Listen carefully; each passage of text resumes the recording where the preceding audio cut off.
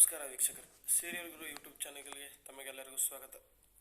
ನೀವಿನ್ನೂ ನಮ್ಮ ಚಾನಲ್ನ ಸಬ್ಸ್ಕ್ರೈಬ್ ಆಗಿಲ್ಲ ಅಂದರೆ ಈ ಕೂಡಲೇ ಸಬ್ಸ್ಕ್ರೈಬ್ ಆಗಿ ನಿಮ್ಮ ನೆಚ್ಚಿನ ಧಾರಾವಾಹಿಗಳ ಟಿವಿಗುನ್ನು ಮೊದಲ ಸಂಚಿಕೆಗಳನ್ನು ಕೂಡಲೇ ನೋಡಿ. ನಾವು ಇಂದು ಈ ವಿಡಿಯೋದಲ್ಲಿ ನಿಮ್ಮ ನೆಚ್ಚಿನ ಧಾರಾವಾಹಿಯಾದ ಆಸೆ ಧಾರಾವಾಹಿಯ ಇವತ್ತಿನ ಸಂಚಿಕೆಯನ್ನು ನೋಡ್ಕೊಂಡು ಟಿವಿಗುನ್ನು ಮುಂಚೆ ನೋಡ್ಕೊಂಡ್ಬರೋಣ ಬನ್ನಿ. ಇವತ್ತಿನ ಸಂಚಿಕೆ ಅಂದರೆ ಗುರುವಾರದ ಸಂಚಿಕೆಯಲ್ಲಿ ಮಂಜ ಸೂರ್ಯನನ್ನು ಹಿಗ್ಗಮುಗ್ಗ ಬೈಯುತ್ತಿರ್ತಾನೆ.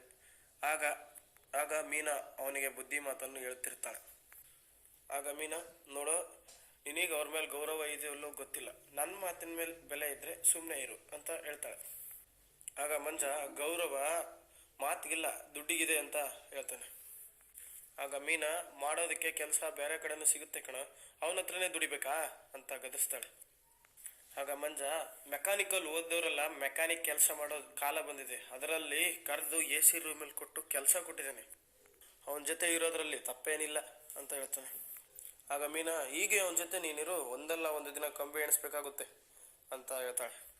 ಆಗ ಮಂಜ, ನಾವು ಮಾಡ್ತಿರೋದು ಯಾವುದೇ ಸ್ಮಗ್ಲಿಂಗ್ ಕೆಲಸ ಅಲ್ಲ, ಬಡ್ಡಿ ವ್ಯವಹಾರ ಅಂತ ತಿರುಗುತ್ತರ ಕೊಡ್ತಾನೆ. ಅದು ವಿತ್ ಪರ್ಮಿಷನ್ ಮಾಡ್ತಾ ಇದೀವಿ ನಾವು. ಆಗ ಮೀನಾ ತಾಯಿ, ನಾನು ಹೇಳಿದ್ರೆ ಕೇಳಲ್ಲ ಅಂತೀಯಲ್ಲ ನೀನು, ಯಾಕೋ ನನ್ನ ಹೊಟ್ಟೆ ಉರಿಸ್ತೀಯ ಅಂತಾಳೆ.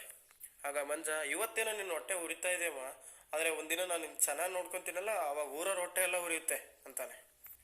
ಮೀನಾ, ಎಲ್ಲರೂ ಒಳ್ಳೇದು ಹೇಳ್ತಾ ಇದೀವಲ್ಲೋ, ಕೇಳು, ನಾನು ಒಳ್ಳೆಯವನಾಗಿ ಸತ್ರೆ ನನ್ನ ಗೋರಿ ಮೇಲೆ ಒಳ್ಳೆಯವನು ಅಂತ ಹೆಸರು ಹಾಕ್ಸಲ್ಲ ನೀನು ಮಂಜು ಅಂತಾನೆ ಹಾಕ್ಸೋದು. ನನಗೆ ಟೈಮ್ ಆಗ್ತದೆ, ನಾನು ಬರ್ತೀನಿ ಅಂತ ಅಲ್ಲಿದ್ದ ಹೊರಟೋಗ್ತಾನೆ. ರೋಹಿಣಿ ತನ್ನ ಗಂಡನ ಬಗ್ಗೆ ಪೂಜನ ಜೊತೆ ಅವ್ರ ಮನೆಗೆ ಬಂದಾಗ ಅವ್ರ ಬಟ್ಟೆಲಿ ಚಟ್ಟಿ ಸ್ನಾಬರ್ ಸ್ಮೆಲ್ ಬರ್ತಿತ್ತು. ಅದು ಕೂಡ ನನಗೆ ಗೊತ್ತಾಗ್ಲಿಲ್ಲ, ಅವ್ರು ಸರ್ವರ್ ಕೆಲಸ ಮಾಡ್ತಾರೆ ಅಂತ ಹೇಳ್ತಾ ಇದ್ಲು. ಏನು ಅಂತ ಕೇಳಿದಾಗಲೆಲ್ಲ ಪರ್ಫ್ಯೂಮ್ ಸ್ಮೆಲ್ ಅಂತಿದ್ರು ಅಂತಾಳೆ. ಇನ್ನೇ ನೋಡಿದ್ರೆ ಕೆಲಸ ಬಿಟ್ಟು ಬಂದಿದ್ದೀನಿ ಅಂತಾರೆ. ಆಗ ಪೂಜಾ, ರೋಹಿಣಿ, ನೀನು ಹಾಕೋ ಪ್ರೆಸರ್ಗೆ ಅವ್ರಿಗೆ ತಲೆನೇ ಓಡದೆ ಹಾಗಂದಿದ್ದಾರೆ ಅಷ್ಟೆ. ಪೂಜಾ, ನನ್ನ ಪ್ರಕಾರ ನಿಮ್ಮ ಗಂಡ ಸ್ವಂತ ಬಿಸ್ನೆಸ್ ಮಾಡಬೇಕು ಕಣೆ, ಅವ್ರಿಗಿರೋ ಟ್ಯಾಲೆಂಟ್ಗೆ ಅವ್ರು ಓದಿರೋದಕ್ಕೆ ಅದೇ ಚೆನ್ನಾಗಿರುತ್ತೆ ಅಂತಾಳೆ. ಇತ್ತ ತನ್ನ ಆಟೋ ರಿಪೇರಿ ಮಾಡ್ತಿದ್ದ ಸೂರ್ಯನ ಬಳಿ ಒಂದು ತನ್ನ ಫ್ರೆಂಡ್ಸ್, ನಾವು ಸಾಲ ಮಾಡಿದ್ರು ಪರವಾಗಿಲ್ಲ, ನೀನು ನಿನ್ನ ಕಾರ್ ವಾಪಸ್ ತಗೊಳ್ಳೋ ಅಂತಾರೆ.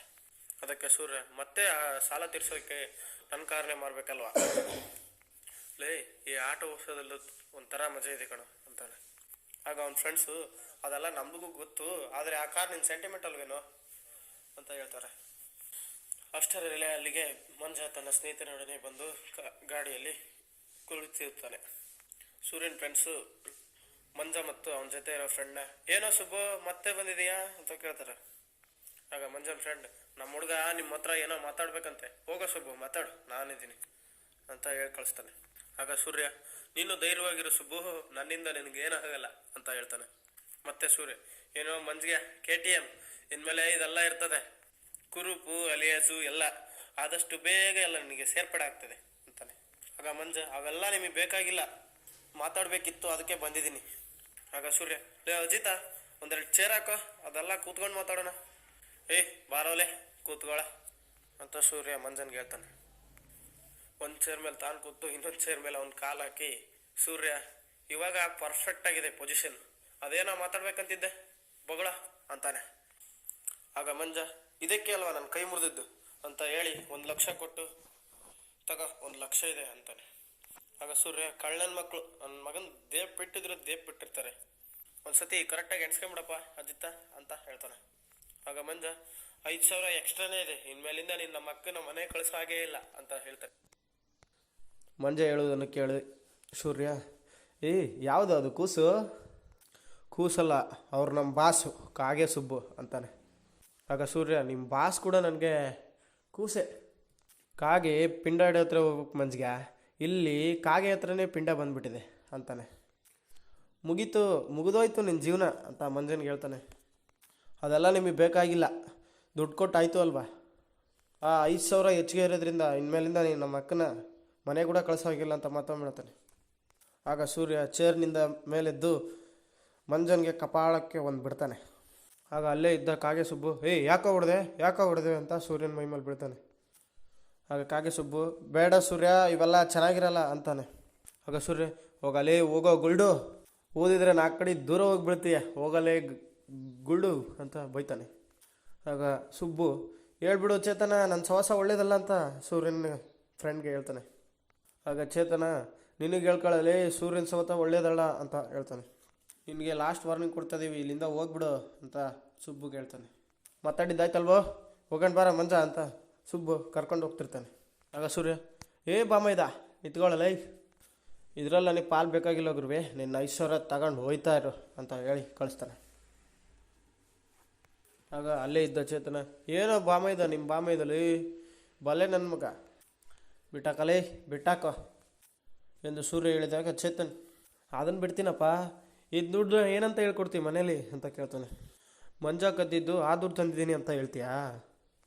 ಇತ್ತ ಮನೆಯಲ್ಲಿ ಮೀನಾ ಪಕ್ಕದ ಮನೆಯವರು ಕೊಟ್ಟಿದ್ದ ಮಲ್ಲಿಗೆಯನ್ನು ಫ್ರಿಜ್ನಲ್ಲಿ ಇಟ್ಟು ಅವ್ರು ಬಂದಾಗ ಕೊಟ್ಟು ಕಳಿಸ್ತಾ ಇರ್ತಾಳೆ. ಆಗ ಅವ್ರತ್ತೆ ಅವಳನ್ನ ಕರೆದು, ಬಾರೆ ಇಲ್ಲಿ, ಮಲ್ಲಿಗೆ ಇಡೋಕ್ಕೆ ನನಗೆ ಬೇರೆ ಜಾಗನ ಸಿಕ್ಕಲಿಲ್ವಾ ಅಂತ ಕೇಳ್ತಾಳೆ. ಬೆಳಗ್ಗೆ ಇಡ್ಲಿ ಎಲ್ಲ ಮಲ್ಲಿಗೆ ಹೂ ವಾಸನೆ, ಅದನ್ಯಾಕೆ ಫ್ರಿಜ್ಜಲ್ಲಿ ಇಳ್ಕೋದೆ ಅಂತ ಬೈತಿರ್ತಾಳೆ.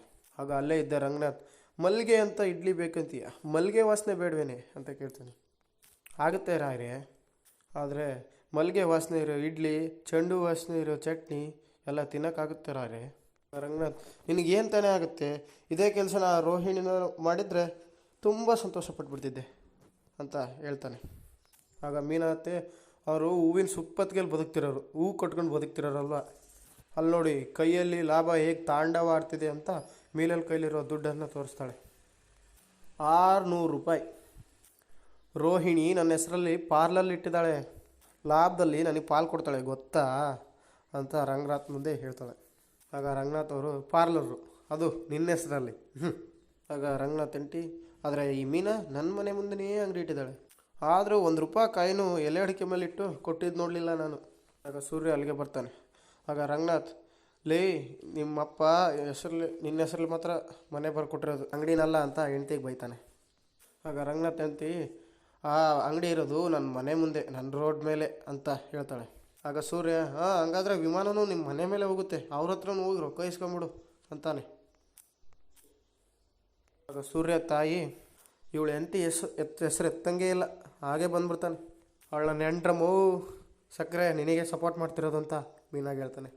ಆಗ ಸೂರ್ಯ ರಂಗನಾಥ್ ಅವ್ರಿಗೆ 1 ಲಕ್ಷ ರೂಪಾಯಿ ರೊಕ್ಕನ ಕೈಯಲ್ಲಿ ಇಟ್ಟು ತಗೊಳಪ್ಪ ದುಡ್ಡು ಅಂತ ಕೊಡ್ತಾನೆ.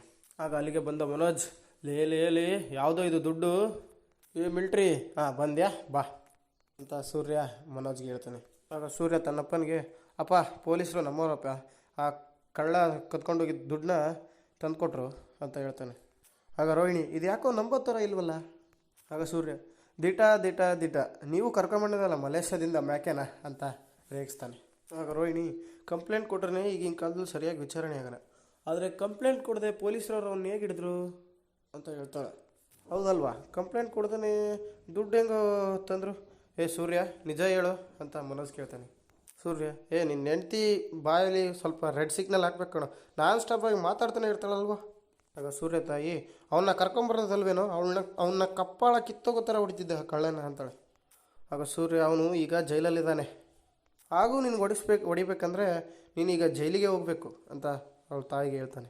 ತಗೊಳಪ್ಪ ಹಣ ಜೋಪಾನ ಅಂತ ಹೇಳಿ ರಂಗನಾಥ್ ಅವ್ರ ಕೈಲಿ ಹಣ ಇಟ್ಟು ಅಲ್ಲಿದ್ದ ಸೂರ್ಯ ಹೊರಟೋಗ್ತಾನೆ. Thank you so much friends. ಇವತ್ತಿನ ಸಂಚಿಕೆಯಲ್ಲಿ ಇಷ್ಟೇ, ಮುಂದಿನ ಸಂಚಿಕೆಯಲ್ಲಿ ಸಿಗೋಣ.